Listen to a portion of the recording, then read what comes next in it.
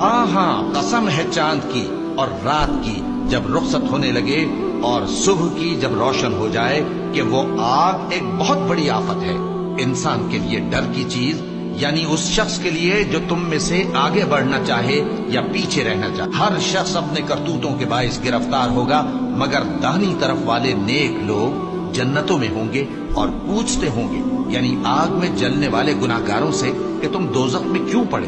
وہ جواب دیں گے کہ ہم نمازیوں میں شامل نہ ہوئے اور نہ ہم فقیروں کو کھانا کھلاتے تھے اور ہم بحث کرنے والوں کے ساتھ مل کر بحث کرتے تھے اور روز جزا کو جھٹلاتے تھے یہاں تک کہ ہمیں موت آ گئی۔ تو سفارش کرنے والوں کی سفارش ان کے حق میں کچھ فائدہ نہ دے گی۔ ان کو کیا ہوا ہے کہ نصیحت سے روگرداں ہو رہے ہیں؟